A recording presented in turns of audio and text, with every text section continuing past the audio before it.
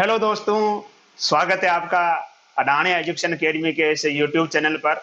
हम कक्षा 12 का रसायन विज्ञान पढ़ रहे थे, जिसमें हमने पिछली कक्षा में देखा था कि जो ठोस जो होते हैं उसमें दोष किस प्रकार से होते हैं, और हमने बात की जो मुख्य रूप से जो आपके जो एग्जाम की दृष्टि से अगर देखें जो सबसे इंपॉर्टेंट दोष जो है वो है आपके जो एक तो फ्रेंकेल दोष और शॉर्ट की दोष। इसको लेकर हमने चर्चा की थी। अंतराकाशी दोष क्या होते हैं, नॉन स्टाइक्योमेट्री क्या होते हैं, रिक्तिकाएं, इन सब के बारे में हमने चर्चा की थी। आज जो हम बात करने वाले बहुत ही महत्वपूर्ण टॉपिक है वो है ठोसों के जो कुछ गुण है उनको लेकर हम बात करेंगे। ठोसों के विद्युतीय गुण और ठोसों के चुंबकीय गुण, यानी जो ठोस जो है उनको विद्युत धारा के यानी विद्युत धारा के चालन के आधार पर हम उसको कितने भागों में बांटते हैं, और चुंबकीय गुणों के आधार पर हम उसको कितने भागों में बांटते हैं, इसको लेकर आज हम चर्चा करेंगे। तो आइए आज की क्लास शुरू करते हैं। तो सबसे पहले हम बात करते हैं ठोसों के विद्युतीय गुण। ठोसों के विद्युतीय गुण को लेकर हम चर्चा करते हैं। सबसे पहले कि देखो, विद्युतीय गुणों के आधार पर यानी विद्युत धारा के चालन के आधार पर, विद्युत धारा के चालन के आधार पर जो हम है ठोस को मुख्य रूप से तीन भागों में बांटते हैं। एक तो चालक, कुचालक और अर्धचालक। यानी धारा के चालन के आधार पर अगर हम बात करें तो हम ठोस को कितने भागों में बांटते हैं? तीन भागों में। एक तो कौन सा जाएगा? चालक, दूसरा आ जाएगा कुचालक, और तीसरा आएगा अर्धचालक। ठीक है, तो इस प्रकार से हम धारा के चलन के आधार पर इनको तीन भागों में बांटते हैं। और अगर हम बात करें इसकी चालकता परास की, जो देखो जो चालक होते हैं, चालक जो होते हैं इनकी चालकता परास होती है 10⁴ से 10⁷ ohm inverse metre inverse. Ohm inverse metre inverse, यानी जो चालक होते हैं ये सामान्य ताप पर ही विद्युत धारा का चालन करते हैं। एकदम बिल्कुल नॉर्मल जो चालक होते हैं उसकी तरह से व्यवहार करते हैं। सामान्य तार पर जैसे आप किसी में धारा प्रवाहित करोगे इसमें धारा का चालन हो जाएगा। इसको गर्म करने की किसी प्रकार की कोई आवश्यकता नहीं है। ठीक है, दूसरी बात करते हैं कुचालक की। देखो जो कुचालक होते हैं इनकी चालकता परास होती है 10⁻⁻20 से 10⁻−10 ओम इनवर्स मीटर इनवर्स, यानी बहुत कम होती है। यानी जो चालक होते हैं एकदम नहीं कह सकते निठल्ले हैं, इनको कोई प्रभाव ही नहीं पड़ता है, चाहे आप गर्म करो लेकिन तो भी धारा का चालन नहीं करेंगे। दूसरे होते हैं आपके, तीसरे जो आते हैं अर्धचालक, ये होते हैं देखो इसकी चालकता प्राप्त होती है 10⁻⁻6 से 10⁻4 metre ohm inverse metre inverse. यानी ये सामान्य ताप पर तो जो अर्धचालक होंगे ये क्या करेंगे, सामान्य ताप पर तो कुचालक होंगे, यानी सामान्य ताप पर इनमें धारा का चालन नहीं होगा। लेकिन जब हम क्या करेंगे, ताप बढ़ाएंगे तो इनमें क्या होंगे, इलेक्ट्रॉन क्या करेंगे, गति करने लगेंगे, जिसकी वजह से क्या होगा, इनमें चालन होगा, इनमें चालन होगा। ठीक है, तो चालक क्या हो जाएंगे, जो सामान्य ताप पर विद्युत धारा का चालन करते हैं, यानी जिनकी चालकता बहुत अधिक होती है। कितनी होती है? परास जो होती है, रेंज जो होती है उनकी कितनी होती है? 10⁻4 से 10⁻7 ओम इनवर्स मीटर इनवर्स इनकी रेंज होती है। कुचालक जो चालन करेंगे ही नहीं, किसी प्रकार से चालन नहीं करेंगे, चाहे ताप बढ़ाओ चाहे नहीं बढ़ाओ कभी चालन नहीं करेंगे। इनकी जो चालकता परास है, जो रेंज है, बहुत ही कम होती है। कितनी होती है? 10⁻−20 से 10⁻−10 ओम इनवर्स मीटर इनवर्स। बात करें हम अर्धचालकों की, जो अर्धचालक जो होंगे ये सामान्य ताप पर क्या होंगे, कुचालक की तरह व्यवहार करेंगे, धारा का चालन नहीं करेंगे। लेकिन जब क्या करेंगे, हम ताप बढ़ाएंगे तो क्या करेंगे, धारा का चालन करेंगे। यानी सामान्य ताप पर कुचालक, लेकिन ताप देने पर क्या होते हैं, धारा का चालन करने लगते हैं, क्या कहते हैं, अर्धचालक कहते हैं। तो यहाँ आपको सीधा सा बस ये ध्यान रखिए कि चालक क्या होते हैं, कुचालक क्या होते हैं, अर्धचालक क्या होते हैं। चालक वो हो जाएंगे जो धारा का चालन करेंगे, कुचालक जो धारा का चालन नहीं करेंगे, अर्धचालक जो धारा का चालन सामान्य ताप पर तो नहीं करते लेकिन ताप बढ़ाने पर करने लगते हैं, वो क्या हो जाते हैं, अर्धचालक हो जाते हैं। ठीक है, तो ये सीधे सा आप ये ध्यान रखिए चालक, कुचालक और अर्धचालक क्या होते हैं। अब बात करते हैं कि इनमें जो ताप का क्या प्रभाव पड़ता है उसको लेकर बात करते हैं। ठीक है, सबसे पहले जो मुख्य रूप से जो हम बात करते हैं चालक को लेकर, इसके ऊपर क्या ताप का प्रभाव पड़ता है, आगे हम बात की दूसरे पर चर्चा करेंगे। देखो चालक जो होते हैं, चालक को हम दो भागों में बांटते हैं। चालक को हम क्या करते हैं, दो भागों में बांटते हैं। एक तो होते हैं धात्विक चालक, यानी जो धातुएं होती है, धात्विक चालक। एक होते हैं विद्युत अपघटनीय चालक, विद्युत अपघटनीय चालक।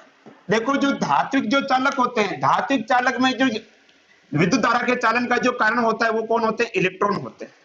जो धात्विक चालक हैं उनमें विद्युत धारा का चालन का जो कारण होता है वो कौन होता है, इलेक्ट्रॉन होता है। जबकि जो विद्युत अपघटनीय चालक है इनमें धारा का चालन का कारण कौन होता है, आयन होता है। कौन होता है, आयन।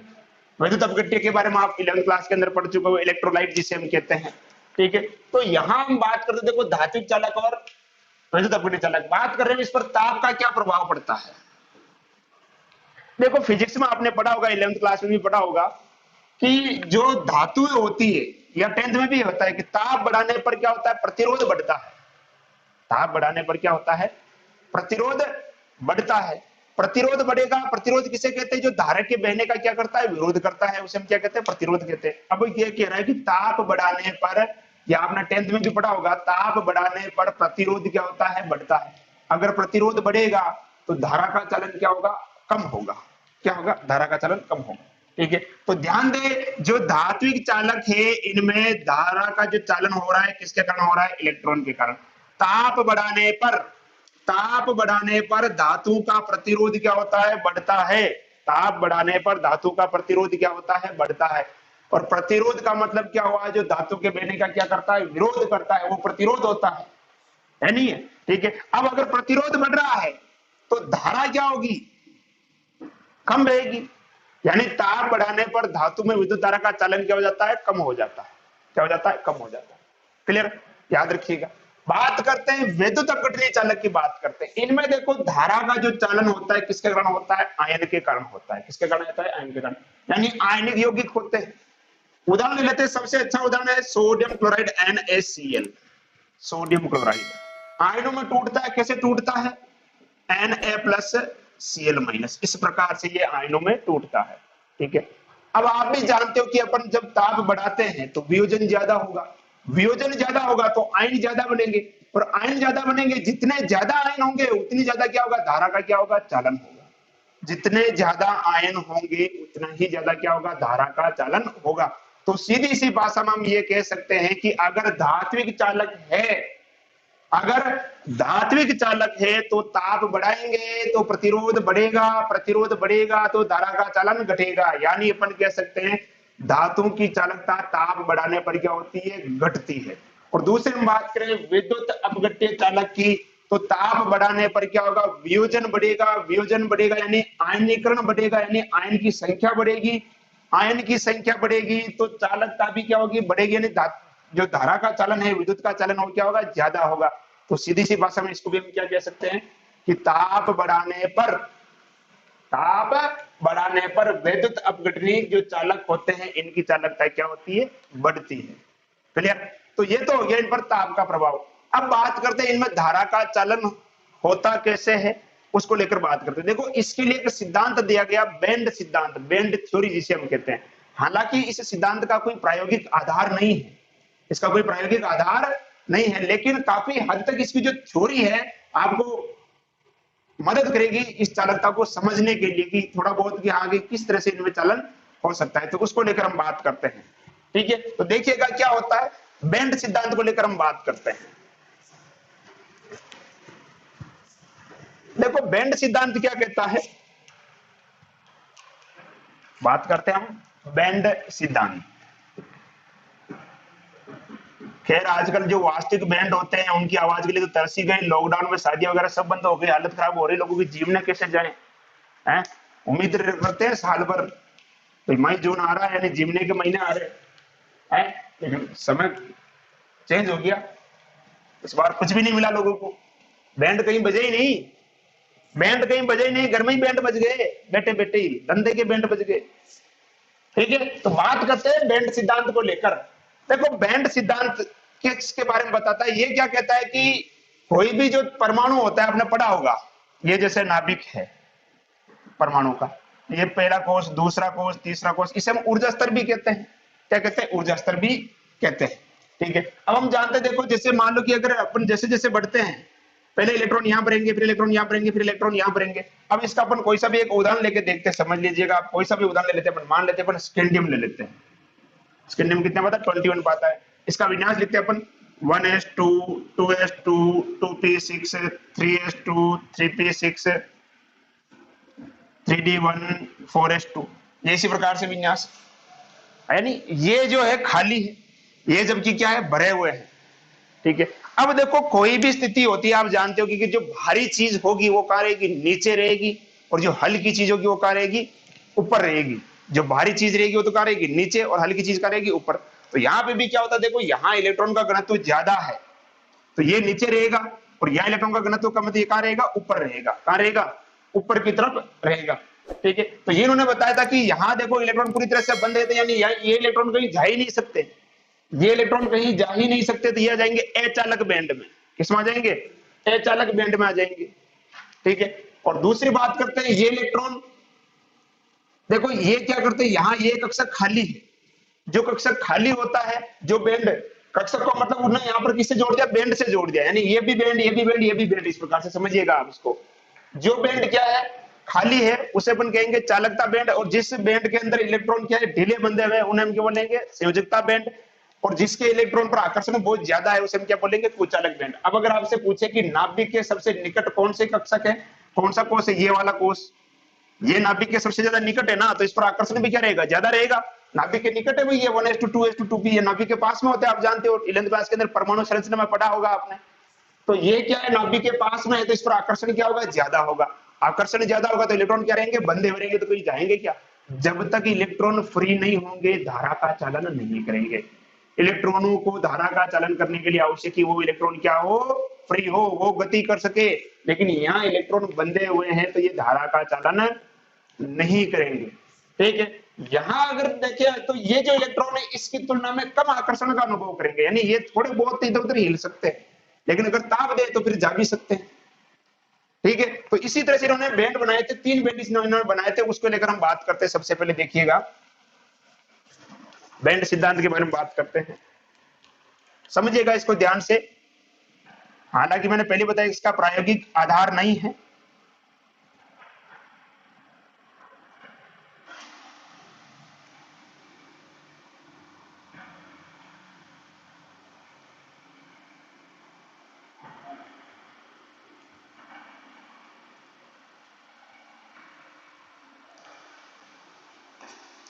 देखो जो सबसे नीचे नीचे वाला जो भाग है ये वाला, इसको ऐसे कर देता हूं मैं, ये पूरा भरा हुआ है, इलेक्ट्रॉन से पूरा भरा हुआ है, और इलेक्ट्रॉन प्रबल आकर्षण बंध से बंधे हुए, यानी इसके इलेक्ट्रॉन कहीं जा ही नहीं सकते, इसको हम बोलेंगे अचालक बैंड। क्या बोल देंगे, अचालक बैंड। ये जो इलेक्ट्रॉन है यहाँ पे भी इलेक्ट्रॉन, यहाँ इलेक्ट्रॉन पर आकर्षण क्या है, कम है, इसे हम बोलते हैं संयोजकता बैंड। क्या कहते हैं,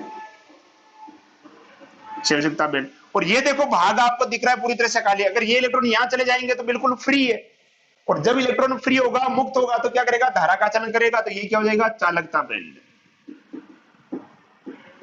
चालकता बैंड। तो इस प्रकार से ये बैंड सिद्धांत जो है 3 बैंड की बात करता है। 3 बैंड बताता है कौन कौन सा, एक तो अचालक बैंड जिसमें इलेक्ट्रॉन क्या होंगे, प्रबल आकर्षण से क्या होंगे, बंधे होंगे। ठीक है, संयोजकता बैंड में इलेक्ट्रॉन जो है नाभिकों के साथ ढीले बंधे होंगे, और चालक बैंड क्या होगा, खाली होगा। जैसे ही इलेक्ट्रॉन चालक बैंड में पहुंचेगा, इलेक्ट्रॉन क्या रहेगा, फ्री रहेगा। इलेक्ट्रॉन फ्री रहेगा तो धारा का चालन करेगा। ठीक है, दूसरी देखो, यहां देखो संयोजकता बैंड और चालक बैंड के बीच में क्या हो रहा है, अत्व्यापन हो रहा है, ओवरलैपिंग हो रही है। ये चालक बैंड है और ये संयोजकता बैंड, दोनों बैंड के बीच में क्या हो रही है, ओवरलैपिंग हो रही है, यानी दोनों एक दूसरे पर मिले हुए हैं। तो इलेक्ट्रॉन क्या होगा, आसानी से बिना कुछ गर्म किए आसानी से यहां से यहां जा सकता है, कुछ करने की जरूरत ही नहीं है। यानी ये क्या करेंगे, सामान्यता पर धारा का चालन करेंगे। अगली हम बात करते, देखो दूसरा बैंड बनाते हैं अपन।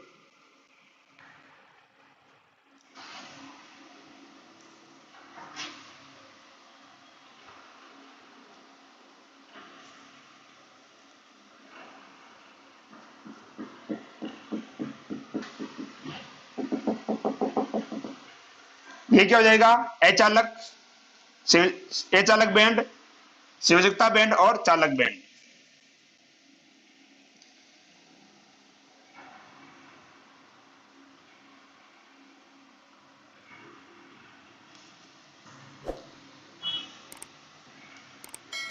इनकी जो स्टोरी थी बहुत ही इंटरेस्टिंग थी, देखिएगा इधर। अब देखो यहां पर जो ये जो आपको गैप दिख रहा है, ये वाला गैप यहाँ कम है, यहाँ बहुत ज्यादा है, और यहाँ थोड़ा सा, इसको हम बोलते हैं निषिद्ध ऊर्जा अंतराल या निषिद्ध ऊर्जा क्षेत्र। निषिद्ध ऊर्जा अंतराल या हो सकता है कुछ जगह पर आपको वर्जित ऊर्जा अंतराल भी लिखा हुआ मिल सकता है, वर्जित ऊर्जा अंतराल या वर्जित ऊर्जा क्षेत्र या निषिद्ध ऊर्जा अंतराल या निषिद्ध ऊर्जा क्षेत्र, कोई सा भी कह दो एक ही बात है। कमलेश को चाहे कमलेशियो को, अपने है ना, अपने इधर ये नाम बिगाड़ने की एक प्रथा है, रमेश को रमेशियो, मनोज का मनोजियो, भैया अपने इस क्षेत्र में नाम बिगाड़ने की एक प्रथा है जो गलत है, ऐसा नहीं करना चाहिए कभी भी।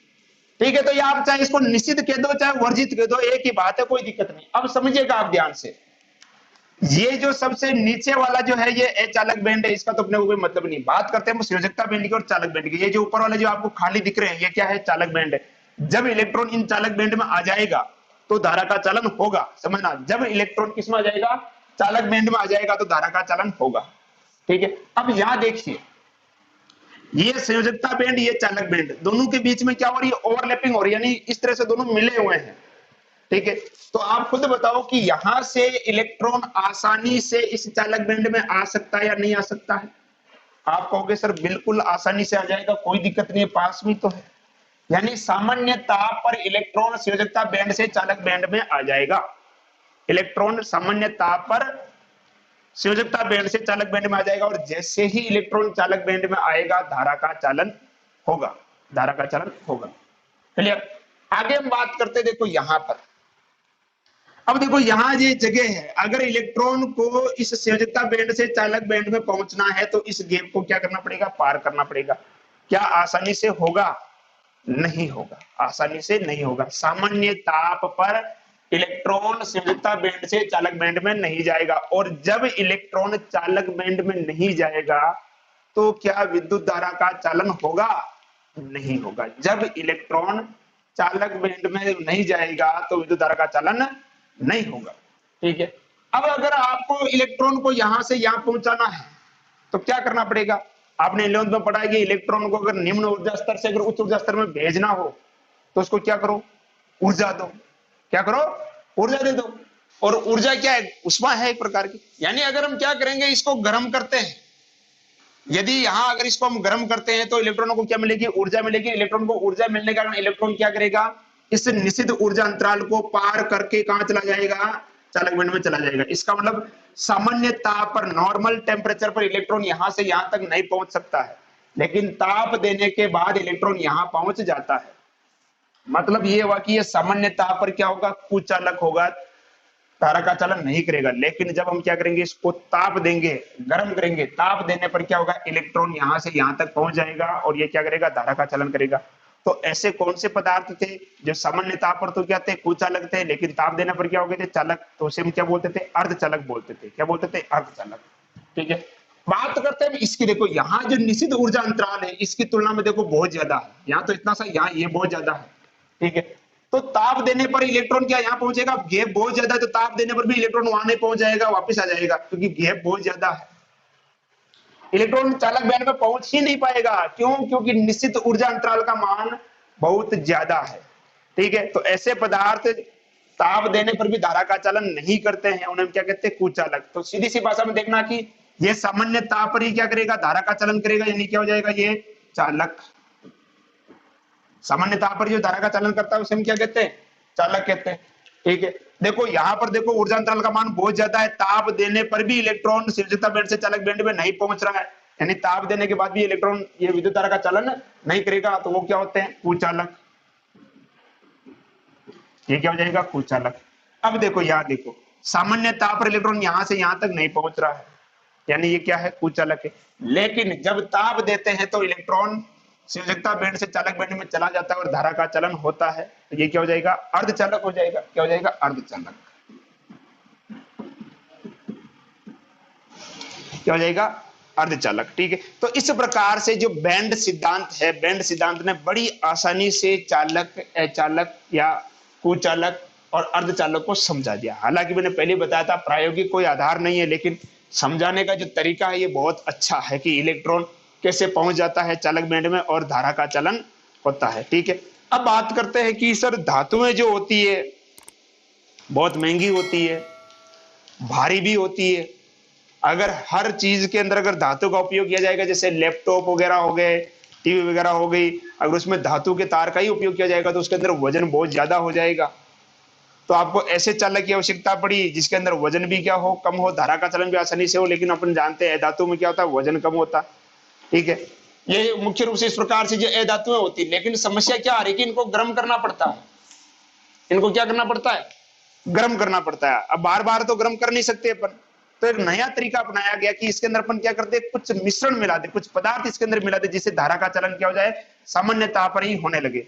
ठीक है, तो यहाँ हम जो मुख्य रूप से जो बात करेंगे, किसको लेकर बात करेंगे, अर्धचालक को लेकर बात करेंगे। किसको लेकर बात करेंगे, ये बैंड सिद्धांत कंप्लीट है मित्रों, इसमें इससे ज्यादा कुछ नहीं है। ठीक है, यहाँ अगर जो आपसे डेफिनेशन जो पूछी जाएगी वो किसको लेकर पूछी जा सकती है, निश्चित ऊर्जा अंतराल को लेकर पूछी जा सकती है। ठीक है, या बैंड सिद्धांत का चित्र पूछा जा सकता है, इससे ज्यादा कुछ नहीं पूछेंगे। ठीक है, बैंड सिद्धांत के आधार पर चालक, अचालक या अर्धचालक और कुचालक को समझिए, तो इस प्रकार से आप इसको समझा सकते हो, सीधा सा है। ठीक है भाई, चालक बैंड में क्या होता है, यानी चालक में क्या होता है कि सामान्यतः पर इलेक्ट्रॉन शीर्षता बैंड से चालक बैंड में चले जाते हैं, इसलिए सामान्यतः पर धारा का चलन करता है। कुचालक में क्या होता है, निश्चित ऊर्जा अंतराल का मान अधिक होता है, जिसके कारण क्या होता है, ताप देने पर भी इलेक्ट्रॉन शीर्षकता बैंड से चालक बैंड में नहीं पहुंच पाते हैं, इसलिए धारा का चलन नहीं करता है। जबकि जो अर्धचालक जो होते हैं, अर्धचालकों में क्या होता है कि सामान्य ताप पर तो इलेक्ट्रॉन शीर्षकता बैंड से चालक बैंड में नहीं पहुंचता है, लेकिन जब हम क्या करते हैं, इसको ताप देते हैं, तो ताप देने के बाद इलेक्ट्रॉन जो है वो शीर्षकता बैंड से चालक बैंड में पहुंच जाता है। ठीक है, इसलिए क्या करते हैं, ताप देने पर धारा का चलन करने लगते हैं। अब हम बात करते हैं अर्धचालकों को लेकर भी, अर्धचालक जो है ये कितने प्रकार के होते हैं, इसको लेकर हम बात करते हैं अर्धचालकों के प्रकार को लेकर। अर्धचालक, देखो अर्धचालक को जो है मुख्य रूप से दो प्रकार या दो भागों में बांटते हैं। देखो, एक तो है शुद्ध या नेज अर्धचालक, शुद्ध या नेज अर्धचालक, और दूसरा है अशुद्ध या अपमिश्रण या डोपिंग, डोपित कह सकते हैं, डोपित अर्धचालक, डोपित अर्धचालक। देखो ये भी दो प्रकार के होते हैं, शुद्ध, माफ कीजिएगा, अशुद्ध जो अर्धचालक होते हैं दो प्रकार के होते हैं। एक तो होते हैं एन टाइप और एक होते हैं पी टाइप। एन टाइप और पी टाइप के अर्धचालक। और सबसे ज्यादा इंपॉर्टेंट जो अगर आपके है इस टॉपिक में, धातु के विद्युतीय गुण, इनमें ये दोनों इंपॉर्टेंट है, एन टाइप और पी टाइप। देखो जितने भी टॉपिक हुए सब में मैंने बता दिया है कि किस टॉपिक में से क्या क्या इंपॉर्टेंट है, और मान के चलिए कि 90 से 95% उन्हीं में से प्रश्न पूछे जाएंगे, जिसके लिए मैं कह रहा हूं कि इंपॉर्टेंट है। इसलिए अभी से तैयारी जारी कर लें, कंप्लीट। घर में बैठे हैं अच्छी बात है, लेकिन पढ़ाई करें, पढ़ाई नहीं कर रहे ये बुरी बात है। ठीक है, तो देखो शुद्ध या नेज अर्धचालक क्या होते हैं, ये जो वास्तविक अर्धचालक होते हैं वही होते हैं शुद्ध या नेज अर्धचालक होते हैं। शुद्ध या नेज अर्धचालक जो होते हैं, जो वास्तविक अर्धचालक होते हैं, यही होते हैं। ठीक है, अब देखो शुद्ध अर्धचालक में जो मुख्य रूप से जो लेते हैं, इनमें अपन बात करते हैं वर्ग 14 के जो तत्व हैं उनको लेकर बात करते हैं। किसको लेकर, वर्ग 14 के तत्व।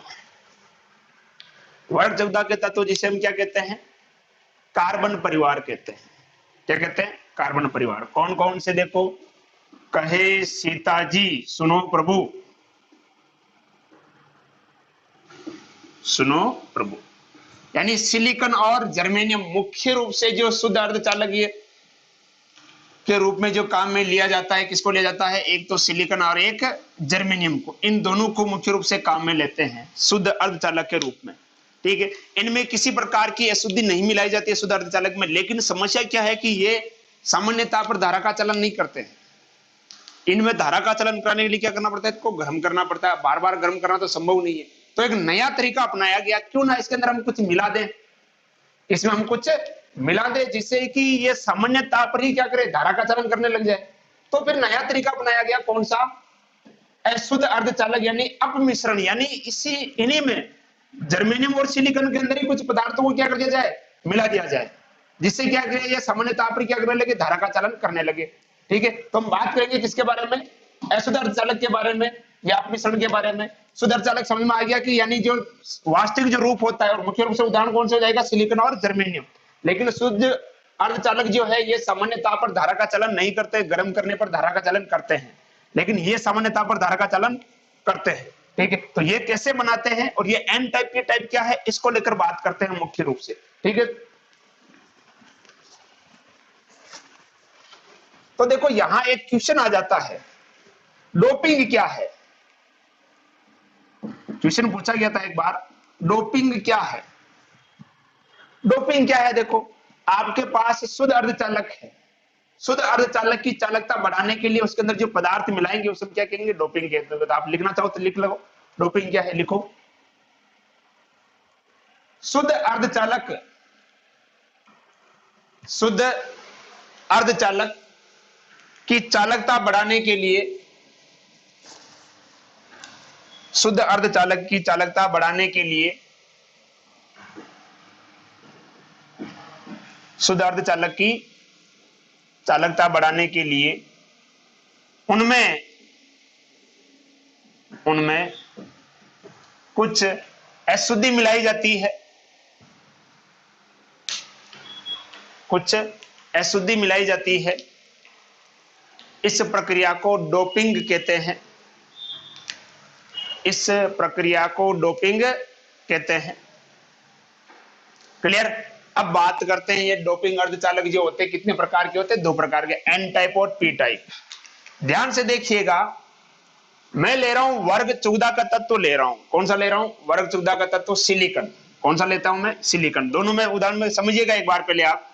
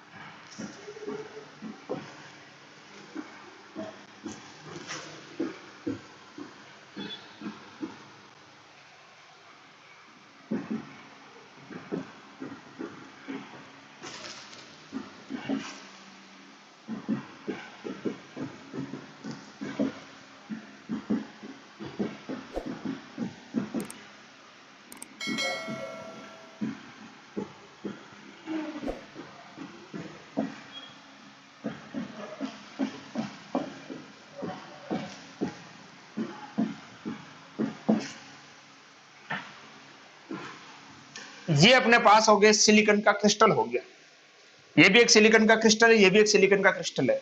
शुद्ध सिलिकॉन का क्रिस्टल है, देखो बिल्कुल एकदम शुद्ध। ठीक है, सिलिकॉन जो है ये है वर्ग 14 का तत्व है, कार्बन परिवार का तत्व है, और इसके बाह्यतम कोश में इलेक्ट्रॉन कितने होते हैं, 4 इलेक्ट्रॉन होते हैं।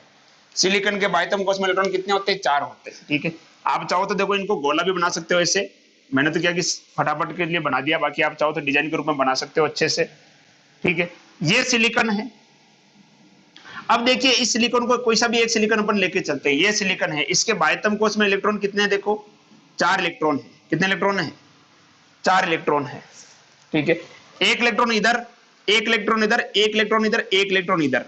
ठीक है, यानी चारों इलेक्ट्रॉन इसके सहसंयोजक बंध बना रहे हैं। ये इलेक्ट्रॉन इसके साथ सहसंयोजक बंध बना रहा है, ये इलेक्ट्रॉन इसके साथ सहसंयोजक बंध बना रहा है, ये इलेक्ट्रॉन इसके साथ सहसंयोजक बंध बना रहा है, और ये इसके साथ सहसंयोजक यानी कोवेलेंट बॉन्ड बना रहे हैं।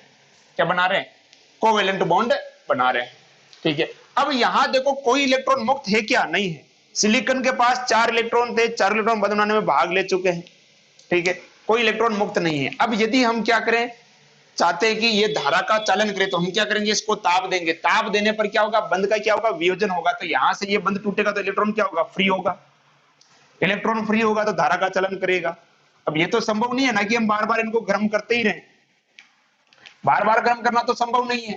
तो फिर एक नया तरीका अपनाया गया कि इसके अंदर कुछ अशुद्धि मिला दी जाए। क्या मिला दी जाए, कुछ अशुद्धि। अब देखो ये है वर्ग 14 का तत्व, और ये भी कौन सा है, वर्ग 14 का तत्व। अब वर्ग 14 में हम क्या मिलाएं कि इस प्रकार के अर्धचालक बने। तो वर्ग 14 के तत्व में यदि हम क्या करें, वर्ग 15 के तत्व मिला दें, वर्ग 14 में वर्ग 15 के तत्व की अगर हम क्या मिला दे, अशुद्धि मिला दे, तो वो हो जाएगा एन टाइप के अर्धचालक। और यदि वर्ग 14 में वर्ग 13 के तत्व मिला दिए जाए तो वो कौन सी अशुद्धि हो जाएगी? आपके पी टाइप की हो जाएगी। अब आप कहोगे सर कैसे? ठीक है, बात करते हैं वर्ग 15 के तत्व कौन कौन से है। देखो, वर्ग 15 का तत्व का मतलब कौन सा हो गया? नाइट्रोजन परिवार। नाइट्रोजन परिवार में कौन कौन से होते हैं तत्व? देखो, नेपाल, पाकिस्तान, ऑस्ट्रेलिया, सब दिखारी, ये होते हैं ना। ठीक है, अब देखो नाइट्रोजन तो गैस ही नहीं मिला सकते, या फास्फोरस या आर्सेनिक मिला सकते हैं अपन। ठीक है, और इनके जो बाह्यतम कोश में इलेक्ट्रॉन होते हैं कितने होते हैं? 5 होते हैं। वर्ग 15 के तत्वों के बाह्यतम कोश में इलेक्ट्रॉन कितने होते हैं? 5 होते हैं। समझिएगा ध्यान से। अब मान लो कि मैं क्या कर रहा हूं, इसके अंदर आर्सेनिक की अशुद्धि मिला देता हूं। क्या मिला देता हूं? आर्सेनिक की अशुद्धि। तो मान लो कि यहां पर आ गया आर्सेनिक। समझिएगा अब ध्यान से, ये आ गया आर्सेनिक। आर्सेनिक के बाह्यतम कोश में इलेक्ट्रॉन कितने होते हैं? 5 होते हैं। जबकि यहां इसको बंद कितने बनाने? 4 बनाने हैं। तो एक इलेक्ट्रॉन तो इधर बंद बनाएगा, एक इलेक्ट्रॉन इधर बंद बनाएगा, एक इलेक्ट्रॉन इधर बंद बनाएगा, एक इलेक्ट्रॉन इधर बंद बनाएगा। टोटल कितने इलेक्ट्रॉन भाग ले रहे हैं बंद बनाने में? बताओ कितने भाग ले रहे हैं? 4 इलेक्ट्रॉन बंद बनाने में भाग ले रहे हैं। देख लो, 4 इलेक्ट्रॉन बंद बनाने में भाग ले रहे हैं, जबकि चौथा इलेक्ट्रॉन यहां पर क्या है? फ्री है। ये इलेक्ट्रॉन क्या है? फ्री है। और ये फ्री इलेक्ट्रॉन ही क्या करेगा? विद्युत धारा का चलन करेगा, क्योंकि फ्री है। सामान्य ताप पर इलेक्ट्रॉन क्या करेगा? धारा का चलन करेगा, क्योंकि फ्री है। ठीक है, पहले गर्म करना पड़ रहा था क्योंकि कोई फ्री इलेक्ट्रॉन नहीं था, इसलिए क्या करना पड़ रहा था? इसको गर्म करना पड़ रहा था। अब इलेक्ट्रॉन सामान्य ताप पर भी एक इलेक्ट्रॉन क्या है? फ्री है। अब ये तो एक आर्सेनिक लिया हमने, बहुत सारे आर्सेनिक मिला सकते हैं। जितने आर्सेनिक होंगे उतने ज्यादा क्या होगा? धारा का चलन होता रहेगा। ठीक है, तो ये क्या हो जाएगा? एन टाइप का अर्धचालक। तो सीधी सी बात है कि एन टाइप के अर्धचालक किसे कहेंगे? जब वर्ग 14 के तत्व में वर्ग 15 के तत्वों की अशुद्धि मिलाई जाएगी। जब वर्ग 14 के तत्व में वर्ग 15 के तत्वों की अशुद्धि मिलाई जाएगी तो इस प्रकार से बने अर्धचालक को हम क्या कहेंगे? एन टाइप के अर्धचालक कहेंगे। ठीक है, अब क्वेश्चन कैसे आता है? या तो सीधा सा आता था कि एन टाइप का अर्धचालक क्या है, या फिर यूं आता है कि यदि सिलिकॉन को आर्सेनिक से डोपित किया जाए, डोपित का मतलब सिलिकॉन में आर्सेनिक मिलाया जाए, यदि सिलिकॉन को आर्सेनिक से डोपित किया जाए तो किस प्रकार की अशुद्धि या किस प्रकार के चालक प्राप्त होंगे या बनेंगे? तो आपको ये पता होना चाहिए कि सिलिकॉन किस वर्ग का है और आर्सेनिक किस वर्ग का है ना। आवर्त सारणी का ज्ञान आपको यहाँ पे बहुत जरूरी है। क्लियर? तो ये समझ में आ गया एन टाइप क्या होते हैं। बात करते हैं पी टाइप की। पी टाइप में क्या होगा? वर्ग 14 के तत्व में वर्ग 13 के तत्व मिलाएंगे। अब वर्ग 13 के तत्व कौन कौन से? देखो, बैंगन, आलू, गाजर, इन, थैला, यानी बैंगन, एल्यूमिनियम, माफ कीजिएगा, बोरॉन, एल्यूमिनियम, गैलियम, इंडियम और thallium. Boron, aluminium, gallium, indium और थैलियम। अब इसका उदाहरण ले लेते हैं। इसमें मान लो अपन एल्यूमिनियम मिलाते हैं। क्या मिलाते हैं? एल्यूमिनियम। आप जानते हो वर्ग 13 के जो तत्व हैं, वर्ग 13 के तत्व के बाह्यतम कोश में इलेक्ट्रॉन कितने होते हैं? 3 होते हैं। वर्ग 13 के तत्व के बाह्यतम कोश में इलेक्ट्रॉन कितने होते हैं? 3 इलेक्ट्रॉन होते हैं। कितने होते हैं? 3। तो 3 बंध ही बनाएगा। कितने बनाएगा? 3 बंध ही बनाएगा। अब मान लेते हैं कि यहां हमने मिला दिया एल्यूमिनियम, मिला दिया। क्या मिला दिया? एल्यूमिनियम। ये एल्यूमिनियम। अब इसके पास इलेक्ट्रॉन कितने हैं? 3 है। तो एक इलेक्ट्रॉन तो इधर बंद बनाएगा, एक इधर बनाएगा, एक इधर बनाएगा। इधर ये क्या रहेगा? अब खाली रहेगा, क्योंकि इलेक्ट्रॉन है ही नहीं। और सिलिकॉन का एक ही इलेक्ट्रॉन है। भाई सिलिकॉन के पास कितने होते हैं? 4 होते हैं। 4 में से देखो इसने एक तो इधर दे रखा है, एक इधर दे रखा है, एक इधर दे रखा है। अब ये इलेक्ट्रॉन खाली, तो अब ये इस कोटर में आ जाएगा। कोटर का मतलब क्या हो गया? धनायन। यानी यहां जो चालक धारा का जो चालन होगा धनायन के कारण होगा, इसलिए इसको बोलते हैं पी का मतलब हो गया पॉजिटिव। पी का मतलब क्या हो गया? पॉजिटिव। क्योंकि यहाँ कोटर यानी जो खाली स्थान है वो क्या हो जाएगा? धनायन। यानी इसमें धारा का चालन जो हो रहा है धनायन के कारण हो रहा है, इसलिए क्या बोलेंगे? P type. जबकि यहां धारा का चालन किसके कारण हो रहा है? इलेक्ट्रॉन का कारण, यानी नेगेटिव, इसलिए क्या बोलेंगे? एन टाइप बोलेंगे। क्या बोलेंगे? N type. क्लियर? तो समझ में आ गया पी टाइप क्या हो जाएगा? जब वर्ग 14 के तत्व में वर्ग 13 के तत्व को मिलाया जाएगा या वर्ग 13 के तत्व की अशुद्धि मिलाई जाएगी तो इस प्रकार से जो अर्धचालक बनेंगे उसे हम क्या बोलेंगे? पी टाइप अर्धचालक कहेंगे। ठीक है, अब आजकल देखो कुछ नए उदाहरण भी पूछे जाते हैं। जैसे मान लो वर्ग 12 और 16 को लेकर पूछ लेते हैं, वर्ग 13 और 15 को लेकर पूछ लेते हैं। तो आपको यहाँ पर ध्यान में, जैसे मान लो आपसे पूछ लिया जाए कि जिंक सल्फाइड किस प्रकार का अर्धचालक हो जाएगा, तो भाई जिंक तो कौन सा गया? वर्ग 12 का हो गया। और सल्फर कौन सा हो गया? वर्ग 16 का हो गया, यानी ये कौन सी प्रकार के हो गए, वर्ग 12 और वर्ग 16, उनसे बना अर्धचालक हो गया ये। क्लियर? तो इस प्रकार से क्वेश्चन पूछे जाते हैं। ठीक है, तो ये हमने बात की ठोसों के विद्युतीय गुण के बारे में। तो बात करते हैं ठोसों के चुंबकीय गुण के बारे में। समय की बचत के लिए मैंने पहले लिख दिया, वीडियो बहुत ज्यादा लंबा हो जाता है। बहुत सारे बच्चे कहते हैं कि सर बहुत ज्यादा लंबा हो जाता है वीडियो, बोर हो जाते हैं देखते देखते। अब बोर कहीं को होते हैं, पढ़ाई करो, पढ़ाई में बोर हो रहे हो तुम, अच्छा मौका है। ठीक है, तो बात करते हैं हम चुंबकीय गुण यानी मैग्नेटिक प्रॉपर्टी जो है ये इनमें कैसे आती है। देखो आपने 11th में पढ़ा होगा और छोटी क्लास में पढ़ा होगा, जैसे कि ये एक नाभिक हो गया, परमाणु, यहाँ ये जो कोष है यहाँ इलेक्ट्रॉन चक्कर लगाता है। इलेक्ट्रॉन एक तो क्या करता है, कोष में चक्कर लगाता है इस तरह से। ठीक है, तो उसको हम बोलते हैं इलेक्ट्रॉन की कक्षीय गति कहते हैं। कौन सी गति, कक्षीय गति। और दूसरा इलेक्ट्रॉन क्या करता है, अपने खुद की अक्ष पे भी घूमता है। जैसे पृथ्वी जो है, पृथ्वी सूर्य के चारों ओर घूमती नहीं घूमती है, पृथ्वी खुद भी अपनी अक्ष पर घूमती है और सूर्य के चारों ओर भी घूमती है। तो इलेक्ट्रॉन भी उसी प्रकार से नाभिक के चारों ओर भी घूमता है और खुद की अक्ष पे भी घूमता है। ठीक है, तो एक तो इलेक्ट्रॉन की कौन सी गति हो जाएगी, अगर इलेक्ट्रॉन क्या करेगा, नाभिक के चारों ओर घूमेगा तो कौन सी गति कहलाएगी, उसकी कक्षीय गति। और खुद की अक्ष पर घूमेगा तो हम बोलेंगे अक्षीय गति। इन कक्षीय गति और अक्षीय गति दोनों के कारण जो प्रभाव उत्पन्न होता है, उन्हीं प्रभाव का कारण है चुंबकीय प्रकृति। तो चुंबकीय प्रकृति के आधार पर हम देखते हैं कि ठोस कितने प्रकार के होते हैं। चुंबकीय गुण के आधार पर जो ठोस होते हैं कुल 5 प्रकार के होते हैं, कुल 5 प्रकार के ठोस होते हैं। अब देखो किस प्रकार से हम इसको डिवाइड कर सकते हैं, ये देखिए। सबसे पहला जो आता है आपका वो आता है अणुचुंबकीय। पहला ठोस आता है कौन सा, अणुचुंबकीय। अणुचुंबकीय ऐसे ठोस होते हैं जब हम क्या करते हैं, इनको चुंबकीय क्षेत्र में रखते हैं तो ये दुर्बल रूप से क्या करते हैं, चुंबकीय क्षेत्र को क्या करते हैं, आकर्षित करते हैं। या यूं समझ लीजिए कि ये एक चुंबक है, ये एक चुंबक है और इसके बीच में मैंने क्या किया, एक ठोस को रख दिया इस तरह से। ठीक है, तो चुंबक जो होती है उससे क्या निकलती है, चुंबकीय क्षेत्र रेखाएं, या जिसे हम चुंबकीय बल रेखाएं कहते हैं। तो ये ठोस क्या करते हैं, चुंबकीय बल रेखाओं को क्या करते हैं, आकर्षित करते हैं इस तरह से। यानी ये जो चुंबकीय बल रेखाएं इन ठोसों के बीच में से गुजर जाती है इस तरह से, ये चुंबकीय बल रेखाओं को क्या करते हैं, आकर्षित करते हैं, दुर्बल रूप से आकर्षित करते हैं, दुर्बल रूप से आकर्षित करते हैं। चुंबकीय बल रेखाओं को क्या करते हैं, आकर्षित करते हैं। और जैसे हम क्या करते हैं, इनसे चुंबकीय क्षेत्र को हटाते हैं, इनमें से चुंबकीय गुण क्या हो जाता है, समाप्त हो जाता है। यानी जब इनको हम क्या करेंगे, चुंबकीय क्षेत्र में रखेंगे, अणुचुंबकीय को जब हम क्या करेंगे, चुंबकीय क्षेत्र में रखेंगे, तो ये चुंबकीय क्षेत्र को क्या करेंगे, चुंबकीय बल रेखा को क्या करेंगे, आकर्षित करेंगे, जिसके कारण इनमें क्या हो जाएगा, चुंबकीय गुण आ जाएगा। लेकिन जैसे ही हम क्या करेंगे, इनसे चुंबक को हटाएंगे, चुंबकीय क्षेत्र से इनको हटाएंगे, इनसे भी चुंबकीय गुण क्या हो जाएगा, समाप्त हो जाएगा। यानी क्या इनका उपयोग हम स्थायी चुंबक बनाने में कर सकते हैं, नहीं कर सकते। ठीक है, तो अणुचुंबकीय जो पदार्थ होते हैं इनका उपयोग स्थायी चुंबक बनाने में नहीं कर सकते, क्योंकि चुंबकीय क्षेत्र से हटाने के बाद इनका चुंबकीय गुण क्या हो जाता है, समाप्त हो जाता है। अब समाप्त होने का जो कारण है, देखो एक तो इनके अंदर क्या होते हैं, अयुग्मित इलेक्ट्रॉन होते हैं। युग्मित इलेक्ट्रॉन, अयुग्मित इलेक्ट्रॉन आप पढ़ चुके हो। अयुग्मित इलेक्ट्रॉन कैसे होते हैं, देखो इस तरह से, इसमें क्या होते हैं, अयुग्मित इलेक्ट्रॉन होते हैं, ऐसे अयुग्मित इलेक्ट्रॉन होते हैं।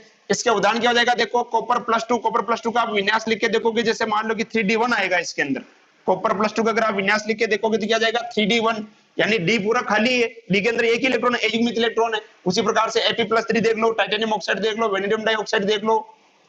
ठीक है, तो ये इसके उदाहरण हो जाएंगे। बस ध्यान ये रखने का कि अणुचुंबकीय क्या होंगे, जिन्हें चुंबकीय क्षेत्र में रखने पर दुर्बल रूप से क्या होंगे, आकर्षित होते हैं। इनमें क्या होते हैं, अयुग्मित इलेक्ट्रॉन होते हैं। इनका उपयोग स्थायी चुंबक बनाने में नहीं किया जा सकता। इसके उदाहरण ये ध्यान रखिए, इससे ज्यादा आपको कोई ध्यान रखने की जरूरत नहीं है। अकॉर्डिंग टू 12th के बाद कॉम्पिटिशन एग्जाम में भी, कॉम्पिटिशन एग्जाम में भी केवल इसके एग्जाम्पल पूछे जाएंगे, केवल और केवल एग्जाम्पल पूछे जाएंगे। एग्जाम्पल आपको ध्यान में रखना है, बस इतना सा ध्यान रखना है कि ये दुर्बल रूप से क्या होंगे, आकर्षित होंगे। अगला आता है प्रतिचुंबकीय, ठीक इसका उल्टा, अगर ये आकर्षित होते हैं ये क्या हो जाएंगे, प्रतिकर्षित हो जाएंगे। दुर्बल रूप से क्या होंगे, प्रतिकर्षित होंगे। दुर्बल रूप से क्या होंगे, यहाँ केवल प्रतिकर्षित लिखा, जगह की कम होने के कारण आप नोट्स में साथ में बनाते रखिए। दुर्बल रूप से क्या होंगे, प्रतिकर्षित। यानी ये एक चुंबक है, ये आपका नॉर्थ पोल हो गया और ये साउथ पोल हो गया। चुंबक के 2 ध्रुव होते हैं, उत्तरी ध्रुव और दक्षिणी ध्रुव। यहां मैंने चुंबक के बीच में अगर कोई पदार्थ रखा तो ये क्या करेंगे, चुंबकीय क्षेत्र को क्या करेंगे, प्रतिकर्षित होंगे इस तरह से। यानी चुंबकीय बल रेखाएं इसके अंदर से नहीं गुजरेगी, ये चुंबकीय क्षेत्र को क्या करेंगे, प्रतिकर्षित करेंगे। तो जाहिर सी बात है कि चुंबक तो बन ही नहीं सकता, इनके अंदर गुण आएगा ही नहीं, आंशिक गुण भी नहीं आएगा। ठीक है, इसके अंदर क्या होते हैं, युग्मित इलेक्ट्रॉन होते हैं। और अपन जानते हैं जब इलेक्ट्रॉन क्या हो, युग्मित हो, जब इलेक्ट्रॉन क्या हो, युग्मित हो, तो वो क्या करते हैं, एक दूसरे के प्रभाव को क्या कर देते हैं, निरस्त कर देते हैं, जिसके कारण उनका जो चुंबकीय आघूर्ण है म्यू, चुंबकीय आघूर्ण यानी म्यू जो होता है, म्यू क्या हो जाता है, इनका 0 हो जाता है चुंबकीय आघूर्ण, क्योंकि युग्मित इलेक्ट्रॉन एक दूसरे के चुंबकीय आघूर्ण को क्या कर देते हैं, निरस्त कर देते हैं। ये भी आप 11th में पढ़ चुके हो। युग्मित इलेक्ट्रॉन जो होते हैं ये एक दूसरे के चुंबकीय प्रभाव को निरस्त कर देते हैं, जिससे चुंबकीय आघूर्ण क्या होता है, शून्य हो जाता है। तो प्रतिचुंबकीय में ये ध्यान रखिएगा कि ये चुंबकीय क्षेत्र को क्या करेंगे, दुर्बल रूप से क्या करेंगे, प्रतिकर्षित करेंगे। इनमें इलेक्ट्रॉन कैसे होंगे, युग्मित होंगे। जैसे मान लो कि जिंक +2 देख लो, जिंक +2 का मतलब क्या होगा, 4s से 2 इलेक्ट्रॉन निकल गए, यानी इसका क्या हो जाएगा, 3d10 होता है ये 3d10, यानी डी क्या है, पूरा भरा हुआ, यानी इलेक्ट्रॉन क्या हो गए, युग्मित हो गए। टाइटेनियम ऑक्साइड देख लो, सोडियम क्लोराइड देख लो, मैग्नीशियम +2 C6H6 यानी बेंजीन देख लो। तो ये सब किसके उदाहरण हो गए, प्रतिचुंबकीय उदाहरण हो गए। प्रतिचुंबकीय चुंबकीय क्षेत्र में रखने पर क्या होते हैं, प्रतिकर्षित होते हैं, इसलिए इनका उपयोग चुंबक बनाने में नहीं कर सकते हैं, ठीक है। और इसके अंदर क्या होता है, युग्मित इलेक्ट्रॉन। अब बात करते हैं लोहे चुंबकीय की। देखो लोहे चुंबकीय जो होते हैं इनमें भी क्या होते हैं, अयुग्मित इलेक्ट्रॉन होते हैं। कैसे होते हैं, अयुग्मित इलेक्ट्रॉन होते हैं इनमें भी। इनमें अयुग्मित इलेक्ट्रॉन का एक समूह होता है जिसे हम डोमेन कहते हैं। अयुग्मित इलेक्ट्रॉन का क्या होता है, एक समूह होता है जिसे हम क्या कहते हैं, डोमेन कहते हैं। और जब हम क्या करते हैं, इनको क्या करते हैं, इस पदार्थ को जैसे हम चुंबकीय क्षेत्र में रखते हैं तो जितने भी जो इलेक्ट्रॉन है प्रबल रूप से एक ही दिशा में क्या हो जाते हैं, उनका चक्रण हो जाता है, उसे हम क्या कहते हैं, डोमेन कहते हैं। इनका उपयोग हम देखो ये प्रबल रूप से आकर्षित होंगे, तो जैसे जब हम क्या करते हैं, इनको चुंबकीय क्षेत्र से हटाते हैं, लोहे चुंबकीय पदार्थों को जब हम क्या करते हैं, चुंबकीय क्षेत्र से हटाते हैं, उसके बाद भी इनमें चुंबकीय गुण विद्यमान रहता है, यानी हम कह सकते हैं कि इनका उपयोग हम स्थायी चुंबक बनाने में कर सकते हैं। उदाहरण के तौर पर जैसे मान लो कि आपके पास पेचकस सभी में होती है, स्क्रू पेच जो होता है घर में, आप क्या करो, उसको चुंबक से रगड़ो, चुंबक से हम रगड़ते हैं, चुंबक से रगड़ने के बाद 5 मिनट या 10 मिनट बाद भी अगर आप किसी स्क्रू के पास उसको ले जाओगे तो स्क्रू क्या हो जाएगा, उसके चिपक जाएगा। मतलब क्या हुआ कि आपके पास आयरन है यानी लोहा है, लोहे को आपने किस पर रगड़ा, चुंबक पर रगड़ा, यानी चुंबकीय क्षेत्र में रख दिया एक तरह से, और उसको रगड़ने के बाद आपने हटा लिया, उसके बाद जब आप उसको किसी स्क्रू के पास ले जा रहे हो, स्क्रू से चिपक रहा है, इसका मतलब यह हो कि अभी भी उसके अंदर चुंबकीय गुण विद्यमान है, ठीक है। तो लोहे चुंबकीय पदार्थ जो होते हैं ये चुंबकीय क्षेत्र से क्या करते हैं, प्रबल क्या होते हैं, आकर्षित होते हैं, और चुंबकीय क्षेत्र हटाने के बाद भी इनमें चुंबकीय गुण विद्यमान रहता है। अतः हम कह सकते हैं कि इनका उपयोग हम क्या कर सकते हैं, चुंबक बनाने में कर सकते हैं। तो सीधा सा क्वेश्चन होता है कि स्थायी चुंबक बनाने के लिए कौन से पदार्थ का उपयोग कर सकते हैं, लोहे चुंबकीय पदार्थ का उपयोग हम स्थायी चुंबक बनाने में करते हैं, ठीक है। इसमें इलेक्ट्रॉन कैसे होते हैं, अयुग्मित इलेक्ट्रॉन होते हैं, और मैंने बताया था इनमें अयुग्मित इलेक्ट्रॉनों का एक समूह होता है जिसे हम क्या कहते हैं, डोमेन कहते हैं। उदाहरण क्या हो जाएगा, देखो आयरन, कोबाल्ट, निकल और क्रोमियम ऑक्साइड, ये कई बार पूछा गया है क्रोमियम ऑक्साइड का, ठीक है। तो सीधा सा याद रखो, फेकोनी और क्रोमियम ऑक्साइड, ठीक है। फेकोनी क्रोमियम ऑक्साइड, क्रोमियम से मेरी तरफ फेकोनी, ऐसे भी याद रख सकते हो, ठीक है। अगला आता है प्रति लोहे चुंबकीय पदार्थ, प्रति लोहे चुंबकीय पदार्थ, ठीक है। ये क्या करेंगे, प्रबल रूप से प्रतिकर्षित होंगे, समझिएगा ध्यान से, दुर्बल आकर्षित, दुर्बल प्रतिकर्षित, प्रबल आकर्षित, प्रबल प्रतिकर्षित। तो प्रतिलोमी चुंबकीय क्या होंगे, प्रबल प्रतिकर्षित होंगे। इनमें क्या होगा, समान संख्या में जितने इलेक्ट्रॉन युग्मित होंगे उतने ही क्या होंगे, अयुग्मित होंगे, जितने इलेक्ट्रॉन युग्मित होंगे उतने क्या होंगे, अयुग्मित होंगे। आप यूं बना सकते हो, ये कैसे हो गए, यानी विपरीत चक्रण वाले, माफ कीजिएगा, इसके अंदर समान संख्या में अगर 3 इलेक्ट्रॉन अगर मान लो दक्षिणावर्त है तो 3 क्या होंगे, वामावर्त। समान संख्या में विपरीत चक्रण वाले इलेक्ट्रॉन होते हैं, समान संख्या में विपरीत चक्रण वाले इलेक्ट्रॉन जितने क्या होंगे, दक्षिणावर्त होंगे, उतने क्या होंगे, वामावर्त। तो दक्षिणावर्त वाले क्या करेंगे, वामावर्त के गुणन को क्या कर देंगे, निरस्त कर देंगे। दक्षिणावर्त वाले क्या करेंगे, वामावर्त को गुणन को क्या कर देंगे, यानी जितने इलेक्ट्रॉन दक्षिणावर्त गुणन में होंगे उतने ही क्या होंगे, वामावर्त गुणन में होंगे, तो दोनों ही प्रभाव को क्या कर देंगे, निरस्त कर देंगे, जिससे चुंबकीय गुण क्या हो जाएगा, शून्य हो जाएगा, और ये चुंबकीय क्षेत्र को क्या करेंगे, प्रतिकर्षित करेंगे। इसके उदाहरण क्या हो जाएगा, MnO, MnO2O3, MnO4, Fe2O3, ये इसके क्या हो जाएंगे उदाहरण। अगला आता है फेरी चुंबकीय ठोस, या इसको हम बोलते हैं लघु चुंबकीय ठोस, फेरी चुंबकीय ठोस या लघु चुंबकीय ठोस, ठीक है। इसमें असमान संख्या में युग्मित और अयुग्मित इलेक्ट्रॉन होते हैं, यानी अगर मान लो कि 5 कैसे हो गए दक्षिणावर्त तो 4 वामावर्त हो जाएंगे। असमान संख्या में विपरीत चक्रण वाले 3 अगर मान लो वामावर्त है तो 2 क्या हो जाएंगे, दक्षिणावर्त हो जाएंगे। यानी असमान संख्या में, लिख देता हूं मैं, असमान संख्या में विपरीत चक्रण वाले इलेक्ट्रॉन, असमान संख्या में क्या होते हैं, विपरीत चक्रण वाले इलेक्ट्रॉन होते हैं, और ये क्या करते हैं, चुंबकीय क्षेत्र को दुर्बल रूप से क्या करते हैं, आकर्षित करते हैं। यानी इनका जो गुण होता है लगभग किसके समान होता है, अनुचुंबकीय ठोसों के समान होता है। यानी अपन कह सकते हैं कि लघु चुंबकीय ठोस, जिसे हम क्या बोलते हैं, फेरी चुंबकीय ठोस भी कहते हैं, इनके जो गुण हैं किसके समान होते हैं, अनुचुंबकीय ठोसों के समान होते हैं। ठीक है, बस फर्क यह है कि इसके अंदर सभी इलेक्ट्रॉन कैसे होंगे, अयुग्मित होंगे, सभी का चक्रण क्या होगा, समान होगा। लेकिन इसके अंदर क्या होगा, इलेक्ट्रॉन अयुग्मित होंगे, लेकिन उनका चक्रण क्या होगा, भिन्न भिन्न होगा और असमान संख्या में होंगे। चक्रण तो देखो प्रतिलोम चुंबकीय में भी क्या होता है, भिन्न भिन्न होता है, लेकिन समान संख्या में। अगर 3 दक्षिणावर्त तो 3 वामावर्त, लेकिन इसमें क्या होगा, 3 अगर मान लो दक्षिणावर्त है तो 4 वामावर्त हो जाएंगे, 5 वामावर्त हो जाएंगे।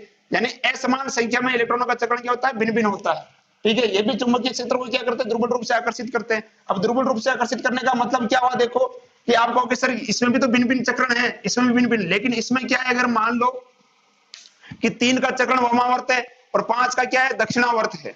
ठीक है, तो 3 से 3 तो क्या हो जाएंगे, निरस्त हो जाएंगे, लेकिन 2 तो बचेंगे, 2 तो युग्मित बचेंगे, तो 2 इलेक्ट्रॉन क्या करेंगे, दुर्बल रूप से क्या करेंगे, उसको आकर्षित करेंगे। इसलिए ये दुर्बल रूप से क्या करते हैं, आकर्षित करते हैं। इसका उदाहरण क्या हो जाएगा, देखो मैग्नेटाइट और फेराइट, Fe3O4 और Mg Fe2O4, इसको हम क्या बोलते हैं, फेराइट, और इसको क्या बोलते हैं, मैग्नेटाइट।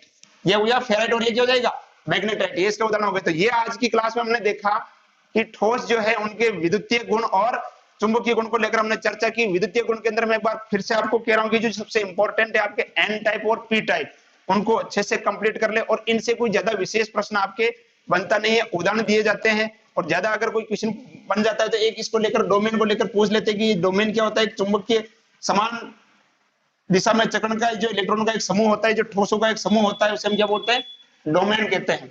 बाकी नॉर्मल छोटी डेफिनेशन पूछी जाती है, बहुत कम प्रश्न इससे पूछे जाते हैं। दोनों टॉपिक को आप एक साथ लेके चलिए, ठोसों के विद्युतीय गुण और चुंबकीय गुण, इन दोनों का अगर हम कंपैरिजन करेंगे तो जो ज्यादातर इंपॉर्टेंट जो निकल के आएगा वो आएगा आपका एन टाइप और पी टाइप। क्लियर? तो मोटे तौर पर अगर हम देखें तो ये अध्याय आपका कंप्लीट हो चुका है। अब एक छोटा सा जो टॉपिक रहा है उसमें हम देखेंगे क्रिस्टल का जो घनत्व है वो कैसे निकालते हैं, एक टॉपिक और है, तो वो हम अगली क्लास में पढ़ेंगे, और इस चैप्टर के जो प्रमुख प्रश्न है वो भी हम अगली कक्षा में करके इस चैप्टर को समाप्त करेंगे। तब तक आप घर में रहे, सुरक्षित रहे, पढ़ाई करते रहे। धन्यवाद।